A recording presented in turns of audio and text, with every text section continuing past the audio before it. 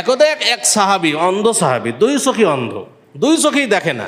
রাসূল সাল্লাল্লাহু আলাইহি ওয়াসাল্লামকে এসে বলছেন যে, হে আল্লাহ রাসূল সাল্লাল্লাহু আলাইহি ওয়াসাল্লাম, আমি এমন একজন মানুষ যে আমি দুই চোখেই দেখি না, আমি অন্ধ মানুষ। আর বাড়ি থেকে আমাকে হাত ধরে কেউ মসজিদে নিয়ে আসবে, এই ধরনের ব্যক্তিও আমার পাশে নাই, আমার কাছে নাই। আমি কি বাড়িতে সালাত আদায় করতে পারি? রাসূল সাল্লাল্লাহু আলাইহি ওয়াসাল্লাম তার অবস্থা দেখে প্রথমে বললেন যে, হ্যাঁ, তুমি বাড়িতে সালাত আদায় করতে পারো, কারণ তুমি দুই চোখেই দেখো না।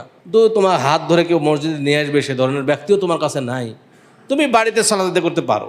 যখন ওই সাহাবী চলে যেতে লাগলেন, তাকে ডাকলেন, এই শোনো শোনো, হাল তাসমাউন নিদা, তুমি কি আজান শুনতে পাও? তো তিনি বললেন যে, হ্যাঁ আল্লাহ রাসূল সাল্লাল্লাহু আলাইহি ওয়াসাল্লাম, আমি তো আজান শুনি, আমি তো কান ঠিক আছে, চোখে দেখি না, আজান শুনতে পাই। রাসূল সাল্লাল্লাহু আলাইহি ওয়াসাল্লাম বললেন, ফাআজিব, যেহেতু তুমি আজান শুনতে পাও, সেহেতু তোমার মসজিদে আসা ওয়াজিব, মসজিদে তোমাকে আসতে হবে। আচ্ছা, একটু চিন্তা করুন তো, ওই ব্যক্তির দিকে দুই চোখেই দেখে না, দুই চোখেই দেখে না, হাত ধরে কেউ মসজিদে নিয়ে আসবে, এই ধরনের ব্যক্তিও নাই। এই ব্যক্তির যদি বাড়িতে সালাত আদায় করার অনুমতি না থাকে, তাহলে আমাদের আছে কি?